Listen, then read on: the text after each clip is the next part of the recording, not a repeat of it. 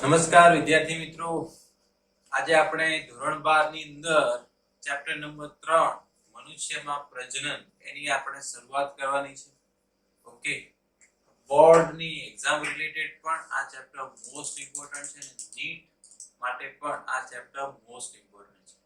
તો આ ચેપ્ટર ની અંદર આપણે એકદમ બેઝિક થી જે પણ એનસીઈઆરટી બુક નું છે, બુક સિવાયનું જે ઇમ્પોર્ટન્ટ છે એ બધી જ વસ્તુ આપણે કવર કરીશું. ઓકે, સૌથી પહેલા ચેપ્ટર ની અંદર આપણે કયા ટોપિક કવર કરવાના છે? આમાં સૌથી પહેલા આપણે પ્રજનનના પ્રકારો જોવાના છે. ઓકે, કેટલા ટાઈપના પ્રજનન હોઈ શકે. એના પછી આપણે નર પ્રજનન તંત્ર, એના પછી માદા પ્રજનન તંત્ર, એના વિશે ડિટેલમાં જોવાનું છે. ઓકે, એના પછી જન્યુ જનનની ઘટનાઓ વિશે આપણે જોવાનું છે. એના પછી ફલન પ્રક્રિયા, પછી ગર્ભ સ્થાપન છે, ગર્ભ વિકાસ છે, મનુષ્યની જે સહાયક ગ્રંથિ છે, દ્વિતીયક પ્રજનન અંગો છે, બધા વિશે આપણે આ ચેપ્ટરની અંદર કવર કરવાનું છે. ઓકે, સૌથી પહેલા આપણે ટાઇપ્સ ઓફ રિપ્રોડક્શન, પ્રજનનના પ્રકારો એના વિશે જોઈશું. સૌથી પહેલો એક ટાઇપ છે પ્રજનનનો, એ છે લિંગી પ્રજનન. ઓકે, લિંગી પ્રજનન કોને ગણવું એની અમુક બેઝિક કેરેક્ટર છે. લિંગી પ્રજનનમાં હંમેશા કે ભાઈ જન્યુઓનું નિર્માણ થવું જરૂરી છે. કોનું નિર્માણ થવું જરૂરી છે? જન્યુઓનું નિર્માણ. ઓકે, જન્યુ એટલે કે ભાઈ નર જન્યુ અને માદા જન્યુની વાત છે. ઓકે, બીજું શું થવું જોઈએ કે નર અને માદા જન્યુની ફલન પ્રક્રિયા થવી જોઈએ. નર અને માદા જન્યુનું શું થવું જોઈએ? ફલન પ્રક્રિયા થવી જોઈએ. એ એનું એક બીજું સ્ટેપ છે. ઓકે, એના સિવાય કે લિંગી પ્રજનનમાં કેટલા પિતૃઓ ભાગ લે. આ નોર્મલી દરેકના માઇન્ડની અંદર એ વિચાર જ હોય કે લિંગી પ્રજનન હોય એટલે 2 પિતૃઓ ભાગ લે. પણ એવું આપણે 100% શ્યોર ના કહી શકીએ. મોસ્ટલી આની અંદર 2 પિતૃઓ ભાગ લે, બરાબર છે, પ્રજનનની અંદર. અમુક કેસની અંદર એક જ પિતૃ પણ ભાગ લઈ શકે છે. એક જ પિતૃ ભાગ લઈ શકે છે. જેમ કે કોઈ વનસ્પતિ છે, એના ઉપર નર પ્રજનન અંગ પણ છે અને માદા પ્રજનન અંગ પણ છે, અને જો એમની વચ્ચે ફલન થાય તો એમાં તો પિતૃ તો એક જ થયો. ઓકે, એટલે એવું પણ બની શકે કે એક જ પિતૃ પણ લિંગી પ્રજનનની અંદર ભાગ લઈ શકે છે. ઓકે, બીજું કે એમની જે સંતતિ હોય એ પિતૃ જેવી જ હોય કે એના કરતા અલગ હોય. બરાબર, તો એ જે છે પિતૃ કરતા અલગ હોય. પિતૃ કરતા અલગ હોય, પિતૃ જેવી દેખાય નહીં. ઓકે, તો કે એની અંદર કોના કેરેક્ટર આવે? કે એની અંદર અમુક પિતાના લક્ષણો આવે, અમુક માતાના લક્ષણો આવે, અને અમુક લક્ષણો એવા હોય કે જે નવા લક્ષણો આવે.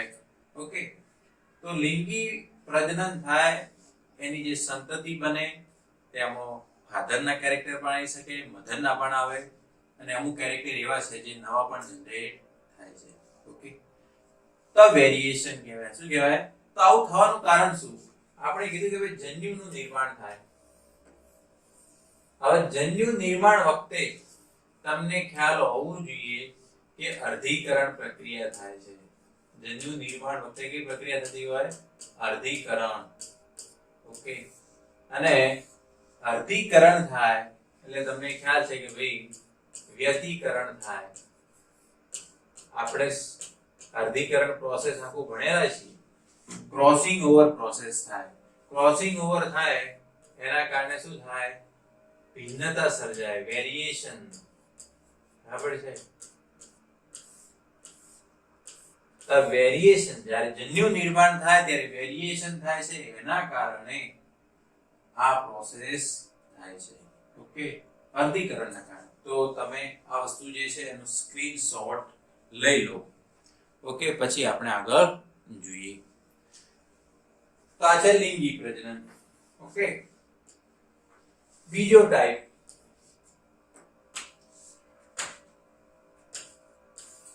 અલિંગી પ્રજનન.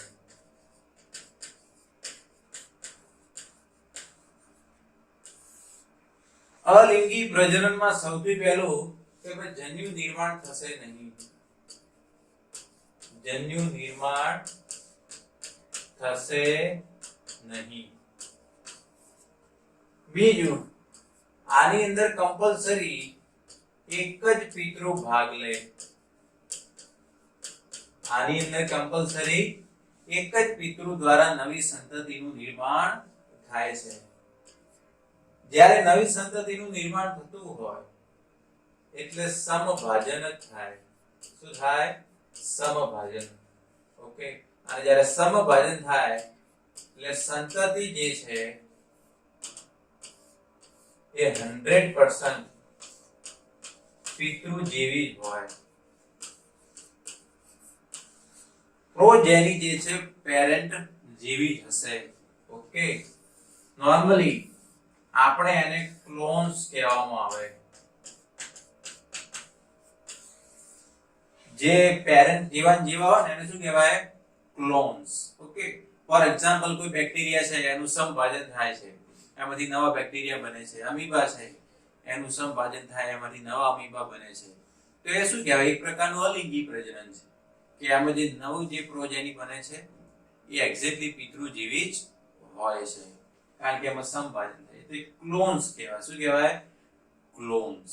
ઓકે, હવે અલિંગી પ્રજનન કરતા સજીવોમાં આ એક્ઝેક્ટલી પિતૃ ક્યારે વેરિએશન થઈ શકે? ભિન્નતા પિતૃ કરતા અલગ હોઈ શકે કે નહીં?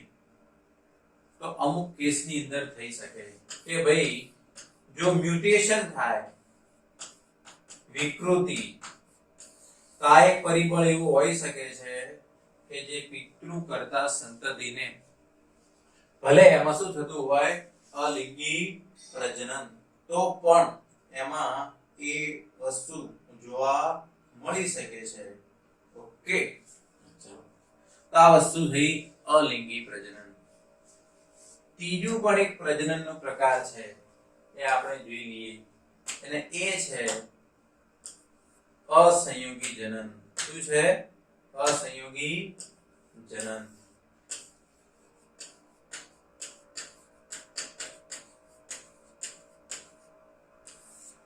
પાર્થેનોજિનેસિસ. આને શું કહેવાય? પાર્થેનોજિનેસિસ કહેવાય. ઓકે, ચલો, પાર્થેનોજિનેસિસ. હવે આ સ્પેશિયલી મધમાખીની અંદર જોવા મળે. હની બી આપણે કહીએ એની અંદર આ વસ્તુ જોવા મળે કે આની અંદર કેવું હોય? મધમાખીમાં 2n બરાબર 32 થાય. 2n બરાબર કેટલા થાય? 32. એનો મતલબ કે n બરાબર 16 થાય. n બરાબર શું થાય? 16 થશે. હવે મધમાખીમાં કેવું હોય કે જે માદા માખી હોય એ 2n હોય, અને જે નર હોય એ n હોય. એ કેવો હોય? n હોય. બરાબર? ઓકે, હવે દેખો, માદા જે છે એ જ્યારે જન્યુ નિર્માણ કરશે, ધારો કે એને જન્યુઓનું નિર્માણ કર્યું, તે જન્યુ જે છે એ તો કેવા હોવાના? એકકીય. કારણ કે એની અંદર શું થાય છે? અર્ધીકરણ. આપણે કીધું કે ગમે ત્યારે જન્યુનું નિર્માણ થાય એટલે હંમેશા અર્ધીકરણ જ થાય. ઓકે, હવે બીજું તમે દેખો કે ભાઈ આ જન્યુઓ જે છે એટલે કે આ અંડકોષ કહેવાય. શું કહેવાય? માદા જન્યુ કહેવાય ને, કારણ કે માદા જે છે એ કયા જન્યુનું નિર્માણ કરે? અંડકોષ બનાવશે. માદા જન્યુનું નિર્માણ કરશે. ઓકે, હવે નર જે છે એ પણ નર જન્યુ બનાવશે. જન્યુ હંમેશા એકકીય હોય, પણ નર પિતૃ જે એકકીય હોય તો જન્યુ નિર્માણ વખતે સમભાજન થાય. શું થાય? સમભાજન. ઓકે, હવે જે નરજન્યુ અને માદાજન્યુ એનું ફલન થાય એટલે એકકીય ને એકકીય એટલે દ્વિકીય બની ગયું તો એ હંમેશા માદામાં ફેરવાય. એ હંમેશા શામાં ફેરવાય? માદાની અંદર. એટલે કે મધમાખીમાં જેનું જન્યુનું જોડાણ થાય છે, ફલન પ્રક્રિયા થાય તો માદા બનશે. હવે ધારો કે જે નરજન્યુનું ફલન થતું નથી ને ફલન વગર ડાયરેક્ટ નવી સંતતિમાં નિર્માણ થઈ જાય, ફલન વગર ડાયરેક્ટ નવી સંતતિમાં નિર્માણ થઈ જાય તો આ જે છે એ હંમેશા નરમાં ફેરવાશે, જેને ડ્રોન કહેવાય. શું કહેવાય? ડ્રોન. અને આ જે વેરાયટી મળી એ અસંયોગી જનન કહેવાય. શું કહેવાય? અસંયોગી જનન. તો આપણે ત્રણ ટાઈપ જોયા કે ભાઈ લિંગી પ્રજનન, અલિંગી પ્રજનન અને ત્રીજા નંબરમાં જોયું અસંયોગી જનન. ઓકે, આમાં કેવું છે? મધમાખીમાં જે માદા હોય એ દ્વિકીય હોય. કેવી હોય? ને નર હોય એ એકકીય હોય. ઓકે ઓકે, તો જે માદા છે એ જ્યારે અંડકોષો બનાવે એટલે અર્ધીકરણ થાય. નર હોય એ જ્યારે જન્યુ નિર્માણ કરે એટલે સમભાજન થાય. હવે જે અંડકોષનું ફલન નરજન્યુ જોડે થાય છે તો એટલે n અને n 2n બની જવાનું એટલે એ તો દ્વિકીય બનશે. અને જે નરજન્યુનું ફલન નથી થતું એટલે આ ફલન વગર નવી સંતતિનું નિર્માણ થઈ ગયું. બરાબર. આપણે નોર્મલી આની અંદર તમે દેખો કે ફલન વગર જે સંતતિનું નિર્માણ થાય છે, બરાબર, જે જન્યુની અંદર, એને આપણે શું કહેવામાં આવશે? ડ્રોન કહેવામાં આવશે. શું કહેવામાં આવશે? ડ્રોન તરીકે ઓળખવામાં આવશે. ઓકે, આ પણ તમે સ્ક્રીનશોટ લઈ લો.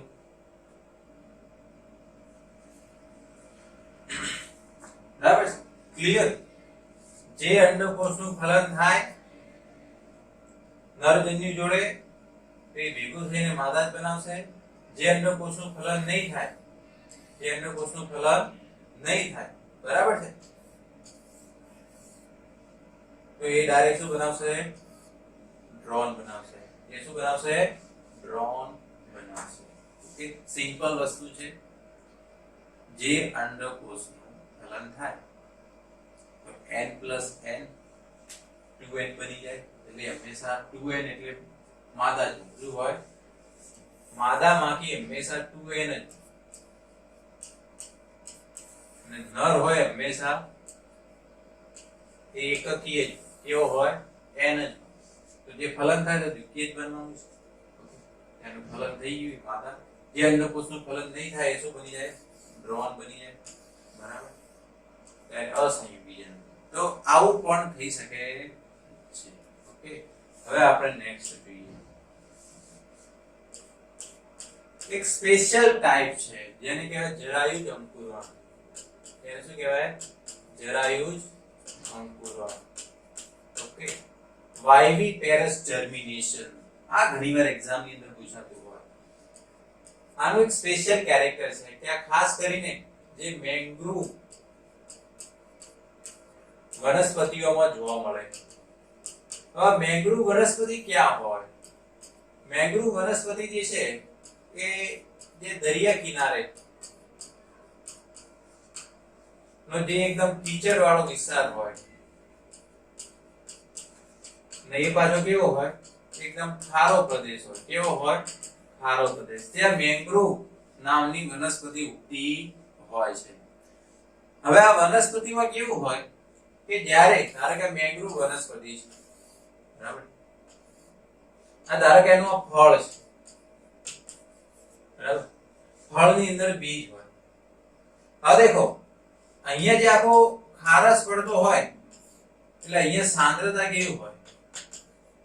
સ્વાભાવિક છે, અહીંયા સાંદ્રતા એકદમ હાઈ હોય. કન્સન્ટ્રેશન, સોલ્ટ કન્સન્ટ્રેશન વધારે. જ્યારે સોલ્ટ કન્સન્ટ્રેશન વધારે તો બીજનું અંકુરણ થાય નહીં. હવે ધારો કે બીજ અહીંયા પડે તો બીજ જર્મિનેટ જ ના થાય. ઓકે, એનું અંકુરણ થાય જ નહીં. તો શું કરે આ વનસ્પતિ? કે જ્યારે ફળ પિતૃ સાથે જોડાયેલું હોય ત્યારે એની અંદર જ અહીંયા જે બીજ જે છે એનું શું થઈ જાય, અંકુરણ થઈ જાય. શું થઈ જાય? ઉપર જ, અને પછી એ નીચે પડે. તો પછી જર્મિનેટ થયેલું છે એને ખાલી ગ્રોથ થવાનું હોય છે. આવા પ્રકારના અંકુરણને શું કહેવાય? જરાયુજ અંકુરણ.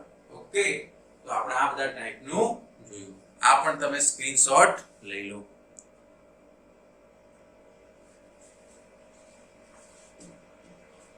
ચલો હવે આપણે નેક્સ્ટ જોઈએ.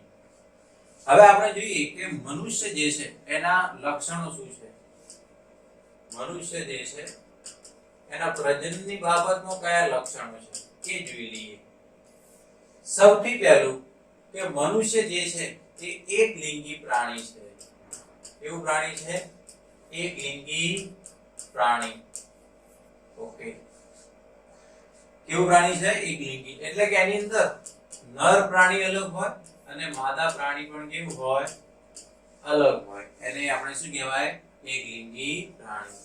બીજું, મનુષ્યમાં હંમેશા લિંગી પ્રજનન દ્વારા નવી સંતતિનું નિર્માણ થતું હોય. ઓકે, બીજું, મનુષ્યમાં ફલન જે છે અંતઃફલન પ્રકારનું હોય. ઓકે, અંતઃફલન એટલે કે ભાઈ નર અને માદા જન્યુનું જોડાણ માદાની અંદર થાય એને શું કહેવાય? અંતઃફલન. તો ખાસ કરીને કઈ જગ્યાએ છે એનું સ્થાન? કે ભાઈ અંડવાહિની જે છે એના એક સ્પેશિયલ ભાગ હોય તુંબિકાના પ્રદેશમાં. ઓકે, નર અને માદા જન્યુ જે છે એનું જોડાણ કઈ જગ્યાએ થાય? અંડવાહિનીમાં થાય. એટલે અંડવાહિની તો માદા પ્રજનન તંત્રનો ભાગ છે. એટલે માદાની અંદર હોય તો એમનું જોડાણ ક્યાં થાય છે? અંદર. ઓકે, એટલે એને અંતઃફલન કહેવાય. શું કહેવામાં આવે? અંતઃફલન. બીજું, મનુષ્ય જે છે અપ્રત્યપ્રસવી છે.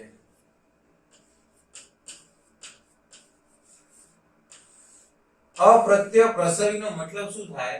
આપણે નોર્મલી એવું કહી શકીએ કે જેમાં યુગ્મનજ જે છે એનો વિકાસ પ્રાણી દેહની અંદર થાય. એટલે ખાસ કરીને માદા જ હોય. અમુક કેસની અંદર અપવાદ હોઈ શકે છે. ખ્યાલ આવે કે ફલન થાય એટલે યુગ્મનજ બને, નર અને માદા જન્યુ જોડાણ થઈ ગયું, અને એ યુગ્મનજનો ફર્ધર ડેવલપમેન્ટ માદા શરીરની અંદર જ થાય. તો એને શું કહેવાય? અપ્રત્યપ્રસવી. યુગ્મનજનો વિકાસ અંદર થઈ જાય પછી એ કોને જન્મ આપે? એ પછી બચ્ચાઓને જન્મ આપે. ઓકે, એટલે આ મનુષ્યની લાક્ષણિકતા છે. મનુષ્યમાં દેખો ગર્ભ વિકાસ ચાલે 9 મહિના સુધી, તો એ યુગ્મનજનું ડેવલપમેન્ટ અંદર ચાલી રહ્યું છે અને પછી એ બાળ પ્રાણી સ્વરૂપેનું પ્રસવની પ્રક્રિયા થતી હોય.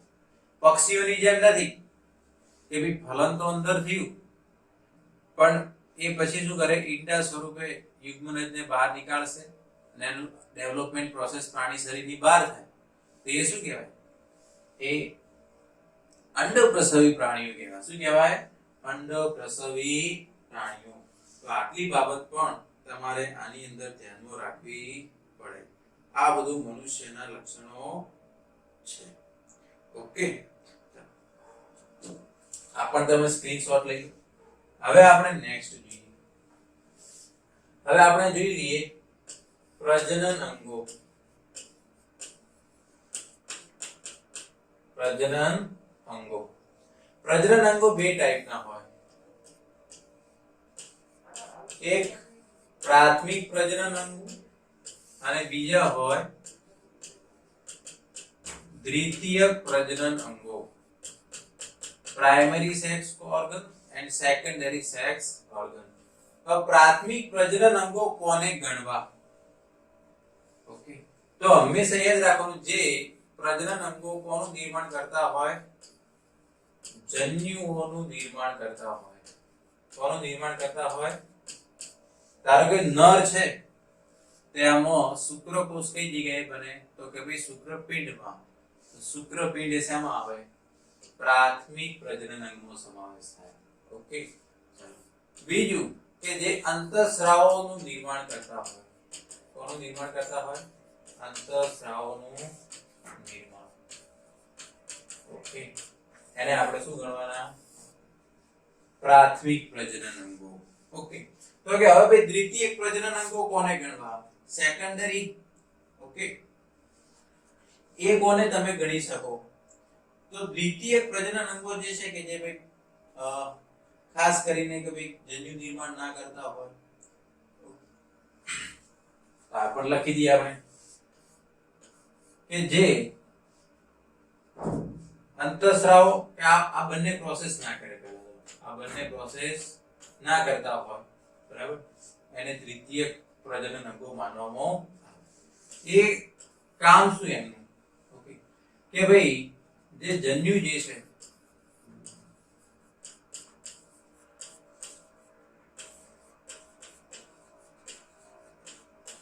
જન્યુઓના વહનમાં મદદ કરે.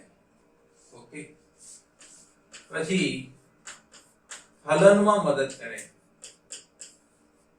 શેમાં મદદ કરે? ફલનની અંદર મદદ કરે. એ બધાને શેમાં ગણવાના? દ્વિતીયક પ્રજનન અંગો. હવે મને એમ કહો, આપણે નર હોય તેમાં પ્રાથમિક પ્રજનન અંગ કોણ હોય? તો નરની અંદર હોય શુક્રપિંડ. ઓકે, માદા હોય તો એની અંદર પ્રાથમિક પ્રજનન અંગની અંદર સમાવેશ થાય એ છે અંડપિંડ. કોનો સમાવેશ થાય? અંડપિંડનો સમાવેશ થાય.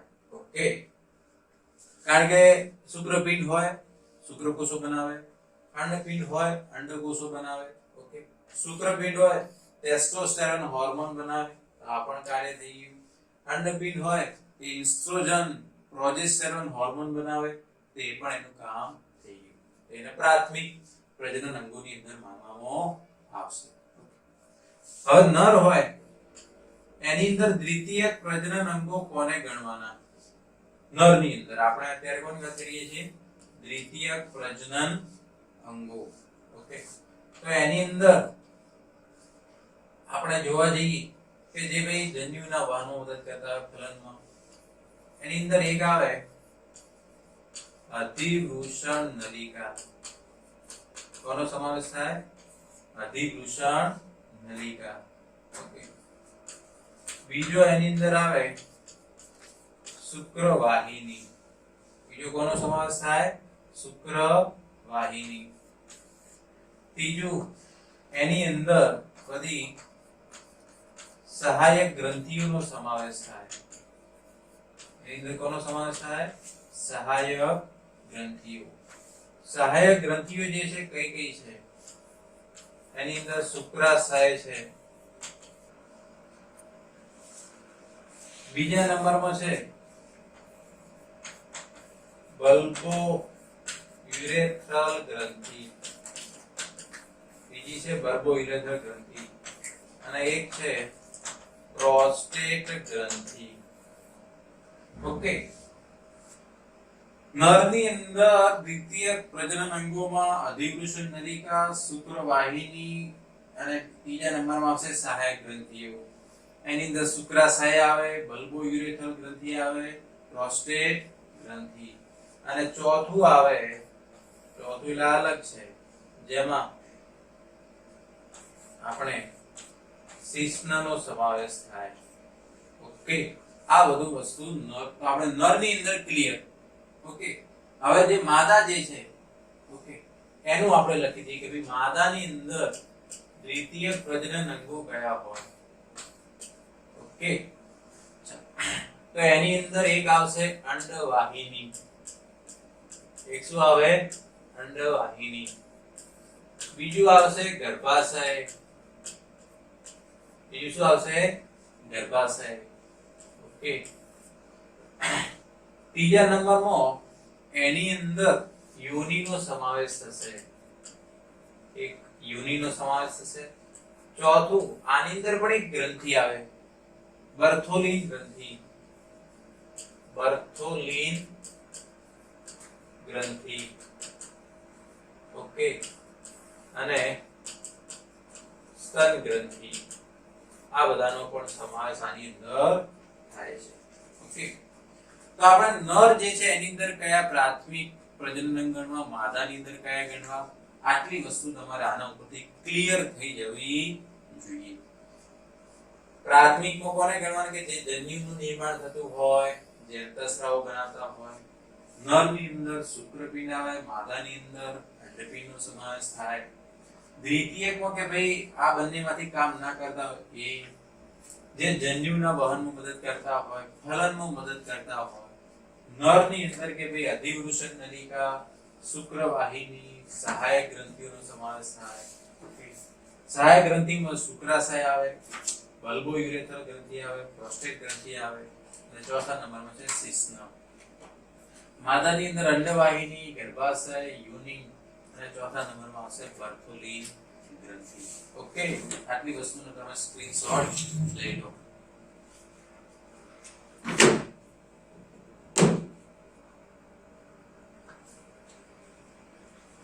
ચાલો હવે આપણે નેક્સ્ટ જોઈ લઈએ પ્રજનન અંગોનો વિકાસ.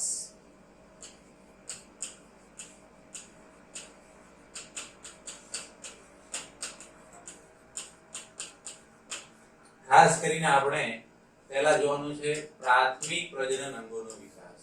ઓકે, એની અંદર આપણે સૌથી પહેલા જોઈ લઈએ કે ભાઈ નરની અંદર, તો નરની અંદર પ્રાઇમરી પ્રજનન અંગ જે છે એ શું છે? શુક્રપિંડ છે. ઓકે, નરની અંદર પ્રાથમિક પ્રજનન અંગ જે છે શુક્રપિંડ. ઓકે, આપણને ખ્યાલ છે કે ભાઈ શુક્રપિંડને પ્રાથમિક પ્રજનન અંગમાં કેમ ગણવામાં આવે? કારણ કે એ જે છે નર જન્યુનું નિર્માણ કરે છે, શુક્રકોષો. બીજું કે આ જે છે અંતઃસ્રાવ બનાવે છે. એટલે આ બંને ક્રાઇટેરિયામાં સમાવેશ થતો હોય આપણે એને શેમાં માનીએ છીએ? પ્રાથમિક પ્રજનન અંગ. નર જન્યુ અહીંયા શું આવે? નર જન્યુ મતલબ કે શુક્રકોષ, એ નર જન્યુ કહેવાય. અંતઃસ્રાવ એટલે કે ભાઈ શુક્રપિંડ જે છે કયો હોર્મોન બનાવે? ટેસ્ટોસ્ટેરોન. ટેસ્ટોસ્ટેરોન. ઓકે, હવે શુક્રપિંડ અને શુક્રપિંડો.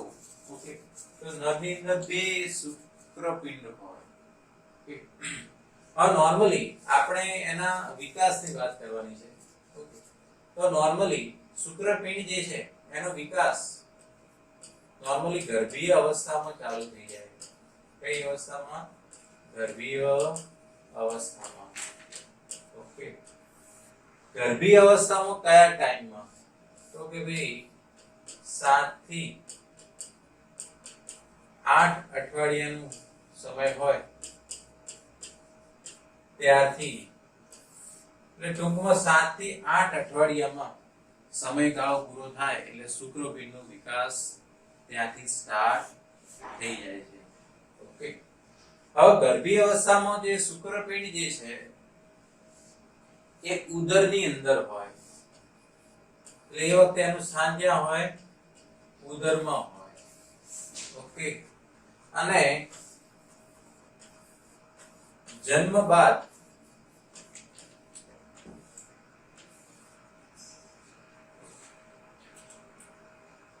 એનો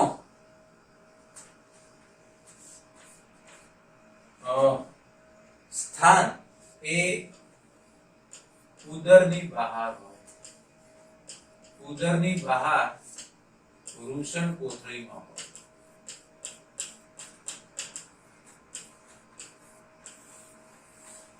ઉદરની બહાર વૃષણ કોથળીની અંદર એ હોય. ઓકે, હવે 7 થી 8 અઠવાડિયામાં એનો સમયગાળો પૂરો થાય એટલે એનો વિકાસ ચાલુ થાય અને લગભગ તમારે યાદ રાખવાનું કે ભાઈ 7 થી 8 મહિના સુધી એનો વિકાસ પૂર્ણ થઈ જાય. એનો વિકાસ શું થઈ જાય? પૂર્ણ. ઓકે, એટલે 7 થી 8 વીકમાં ડેવલપમેન્ટ ચાલુ થઈ જાય. ઓકે, એની પહેલા ચાલુ ના થાય. અને ક્યારે કમ્પ્લીટ ડેવલપ થઈ જાય? 7 થી 8 મહિના સુધીમાં. ઓકે, 9 મહિનાના ગર્ભના સમયમાં. બીજું કે ગર્ભા અવસ્થામાં શુક્રપિંડનું સ્થાન ક્યાં હોય? એ પહેલા ઉદરમાં હોય, ઉદરની અંદર. ઓકે, અને જન્મ બાદ એ ક્યાં આવતા રહે? ઉદરની બહાર આવતા રહે, વૃષણ કોથળીમાં. ઓકે, હવે ઘણીવાર એવું બની શકે કે રેર કેસની અંદર કે જન્મ બાદ પણ શુક્રપિંડ છે એ ઉદરની બહાર વૃષણ કોથળીમાં આવતા નથી હોતા. તો ક્યારેક ક્યારેક એકાદ વર્ષ બાદ પણ આ પ્રોસેસ થઈ શકે છે. ઘણીવાર ઓપરેશનલી પણ આ પ્રોસેસ કરાવી પડે. એવું જરૂરી નથી કે દરેક બાળકની અંદર આ પ્રોસેસ આ રીતે થાય. પણ પહેલા આટલી વસ્તુ તમારે ધ્યાનમાં રાખવાની. હવે આપણે માદા પ્રજનન અંગ એનો વિકાસની વાત કરો તો કે ભાઈ અંડપિંડ જે છે. ઓકે, હવે નોર્મલી શુક્રપિંડ હોય ને ઇંગ્લિશમાં કહેવાય ટેસ્ટિસ. એને કહેવામાં આવશે ટેસ્ટિસ. અને બીજો એનો સ્પેલિંગ થાય ટેસ્ટિસ. ઓકે, આ જે છે એનું સિંગ્યુલર વર્ડ છે, એક વચન, એટલે આને શુક્રપિંડ કહેવાય. આને શું કહેવાય? શુક્રપિંડ. આ એનું પ્લુરલ વર્ડ છે, બહુવચન છે. ઓકે, એટલે આનો મતલબ થાય શુક્રપિંડો. આનો મતલબ શું થાય? બરાબર, એટલે આ સ્પેલિંગ છે એ રીતે પણ તમે થોડું ધ્યાનમાં રાખજો. હવે અંડપિંડ જે છે એનું ડેવલપમેન્ટ પણ ગર્ભી અવસ્થામાં સ્ટાર્ટ થઈ જાય છે.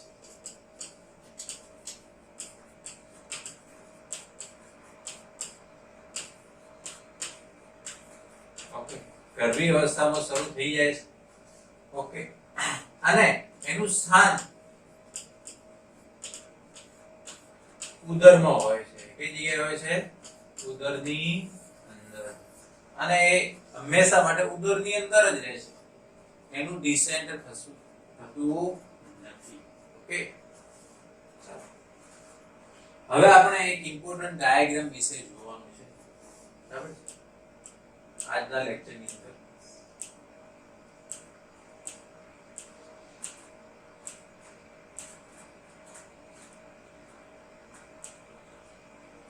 ઓકે,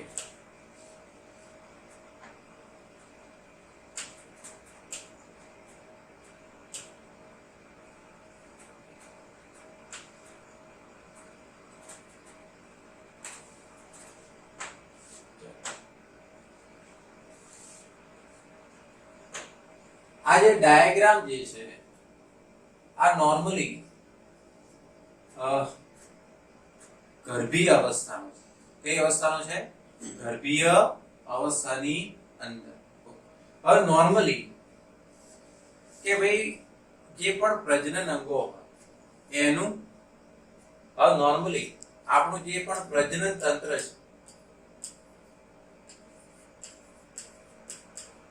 ઓકે, આપણું જે પ્રજનન તંત્ર છે અને આપણું જે મૂત્રજનન તંત્ર છે, આપણું જે પ્રજનન તંત્ર છે અને જે મૂત્રજનન તંત્ર છે, પ્રજનન તંત્ર ને હવે નોર્મલી આપણે ઉત્સર્જન તંત્ર અને પ્રજનન તંત્ર, ઓકે, આ બંનેનો વિકાસ એક સાથે થાય અને એક જ મધ્ય ગર્ભ સ્તરમાંથી થાય. શેમાંથી થાય?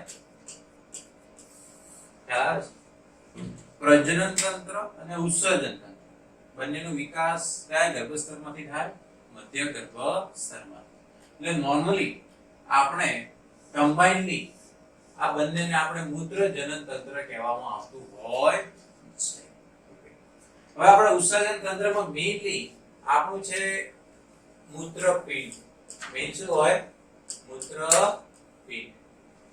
હવે મૂત્રપિંડ જે છે એની વિકાસની અલગ અલગ અવસ્થામાં હોય. ઓકે, 3 સ્ટેજમાં એનું ડેવલપમેન્ટ ચાલતું હોય. એને સૌથી પહેલા પ્રોનેફ્રિક કિડની કહેવાય, પછી મેસો અને પછી મેટા. પહેલું શું હોય? પ્રોનેફ્રિક, પછી મેસોનેફ્રિક અને ત્રીજા નંબરમાં હોય મેટાનેફ્રિક. આ શું છે? મૂત્રપિંડ છે એની વિકાસની અવસ્થા. આ બંને સ્ટેજ જે છે એ ગર્ભ અવસ્થામાં હોય, અને અત્યારે આપણા જોડે જે કિડનીનો ટાઈપ છે પુખ્ત સ્ટેજની અંદર એ મેટાનેફ્રિક છે. કયો ટાઈપ છે? મેટાનેફ્રિક.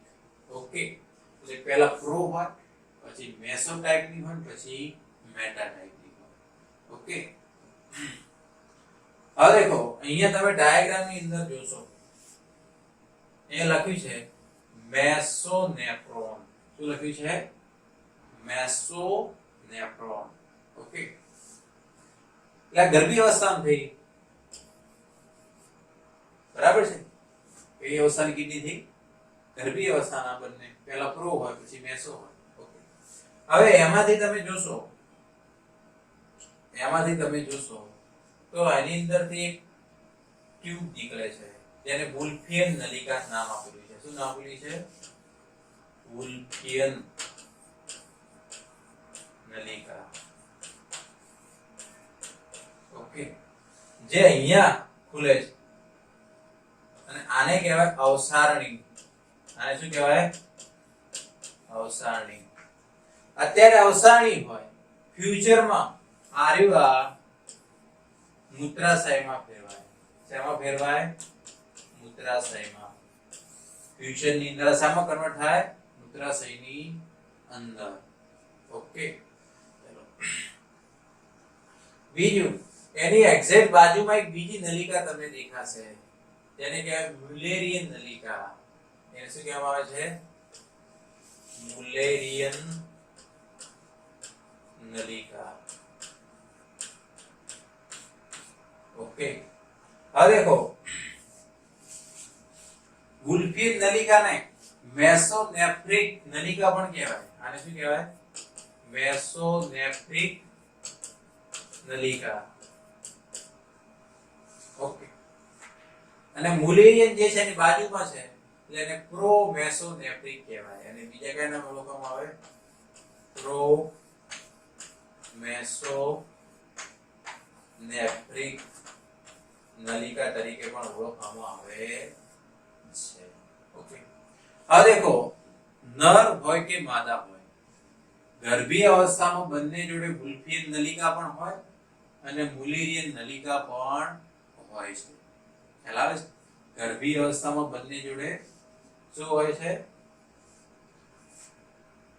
વુલ્ફિયન નલિકા પણ હોય અને મુલેરિયન નલિકા પણ હોય. પરંતુ નર જ્યારે પરિપક્વ થાય એટલે જન્મ બાદ એની અંદર ફક્ત વુલ્ફિયન નલિકા જ હોય, મુલેરિયન નલિકા ના હોય. અને માદા હોય એમાં વુલ્ફિયન નલિકા ના હોય, એમાં મુલેરિયન નલિકા હોય. શું હોય? તો એનું આપણે થોડું ડિસ્ટિંગ્વિશ કરી દઈએ કે ભાઈ નર અને આ બાજુ માદાની અંદર. નરની અંદર કઈ નલિકા જોવા મળશે? વુલ્ફિયન નલિકા.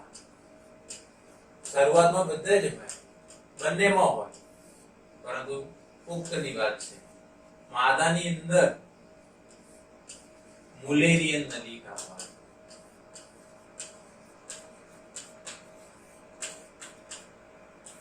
ઓકે, માદાની અંદર મુલેરિયન નલિકા હોય છે. હવે નોર્મલી આવું કેમ થતું હોય છે કે ભાઈ નરની અંદર મુલેરિયન નલિકા ક્યાં ગઈ? હવે નર હોય એની અંદર શુક્રપિંડ હોય, શુક્રપિંડની અંદર સ્પેશિયલ એક કોષો હોય જેને સર્ટોલી કોષો કહેવાય. એને શું કહેવામાં આવે? સર્ટોલી કોષો. બરાબર છે? ના, સર્ટોલી કોષો જે છે એ એન્ટી મુલેરિયન અંતઃસ્રાવ ઉત્પન્ન કરે. એન્ટી મુલેરિયન હોર્મોન રિલીઝ કરે. એ શું કરે? મુલેરિયન નલિકાનું વિઘટન કરી નાખે. એટલે કે ધારે કે કોઈ નર છે તો એમાં શુક્રપિંડ હોવાના, શુક્રપિંડની અંદર સર્ટોલી સેલ હોય, સર્ટોલી સેલ હોય તો એન્ટી મુલેરિયન હોર્મોન બનવાનો, એન્ટી મુલેરિયન હોર્મોન એ બનશે તો મુલેરિયન નલિકાનો શું થઈ જાય? વિઘટન થઈ જાય. શું થઈ જાય? વિઘટન થઈ જાય. એટલા માટે કરી માદાની અંદર મુલેરિયન નલિકા જોવા મળતી નથી. બીજું, શુક્રપિંડ હોય એ ટેસ્ટોસ્ટેરોન હોર્મોન બનાવે. કયો હોર્મોન બનાવે? ટેસ્ટોસ્ટેરોન. ઓકે, તો ખ્યાલ છે. અને એ જે છે એ વુલ્ફિયન નલિકાના વિકાસ માટે જવાબદાર છે. વુલ્ફિયન નલિકાના વિકાસ માટે જવાબદાર છે. એટલે નરની અંદર તમે દેખો સર્ટોલી સેલ એન્ટી મુલેરિયન હોર્મોન બનાવે જે આનું વિઘટન કરી નાખે. એટલે નરની અંદર તમને મુલેરિયન નલિકા ના જોવા મળે. તો તમારે યાદ રાખવાનું માદાની અંદર મુલેરિયન, ઓકે, નરની અંદર વુલ્ફિયન નલિકા. શરૂઆત તો બંનેમાં હોય. બીજું, નરની અંદર ટેસ્ટોસ્ટેરોન હોર્મોન બને જે બીજું કોના ગ્રોથ માટે જવાબદાર છે? વુલ્ફિયન નલિકાના ગ્રોથ માટે જવાબદાર છે. હવે આનાથી ઉલટું કે નર માદાની અંદર મુલેરિયન નલિકા કેમ હોય? બરાબર? તો દેખો નરની અંદર જે મુલેરિયન નલિકા હતી એનું તો વિઘટન કોણે કરી નાખ્યું? આને. બરાબર? હવે માદાની અંદર તો કઈ શુક્રપિંડ હોવાના નથી એટલે આ હોર્મોન બનશે નહીં. તો એક તો મુલેરિયન નલિકાનો એની અંદર વિકાસ થશે. સિમ્પલ વસ્તુ છે. આનાથી ઉલટું તમે વિચારી શકો. બીજું, માદાની અંદર ટેસ્ટોસ્ટેરોન હોર્મોન નહીં બનવાનું કારણ કે એની અંદર અંડપેઢી છે. તો એ વુલ્ફિયન નલિકાનો ગ્રોથ નહીં કરાવે. ખ્યાલ આવે છે? તો માદાની અંદર તમે દેખો AMH બનશે નહીં. AMH ના બને તો મુલેરિયન નલિકાનો ગ્રોથ થશે. ઓકે. બીજું, ટેસ્ટોસ્ટેરોન ગેરહાજર.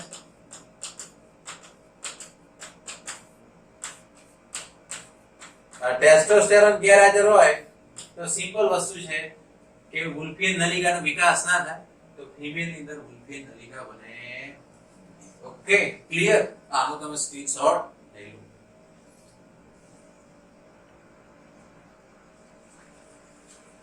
ઓકે, હવે કે ભાઈ આ વુલ્ફિયન નલિકા જે છે નરની અંદર શું કામ કરે? તો એનું ઇમ્પોર્ટન્ટ કામ છે. સૌથી પહેલું આ નોટ ડાઉન કરી લેજો કે ભાઈ એની અંદર નરની અંદર અધિવૃષણ નલિકા બનાવે. શું બનાવે? અધિવૃષણ નલિકા. બીજું, શુક્રવાહિની બનાવે. અને ત્રીજું, શુક્રાશય બનાવે. મોસ્ટ ઇમ્પોર્ટન્ટ છે એનું કાર્ય. નરની અંદર વુલ્ફિયન નલિકા અધિવૃષણ નલિકા બનાવશે, શુક્રવાહિની બનાવશે અને શુક્રાશયના નિર્માણ માટે જવાબદાર છે. માદાની અંદર મુલેરિયન નલિકા જે છે એ અંડવાહિનીના નિર્માણ માટે જવાબદાર હશે. પછી ગર્ભાશય બનાવશે અને જે યોનિ જે છે એનો ઉપરનો ભાગ બનાવશે. એનો ઉપરનો ભાગ બનાવશે. ઓકે, આ ફંક્શન એના કાર્ય પણ તમે બધા યાદ રાખજો. ઓકે,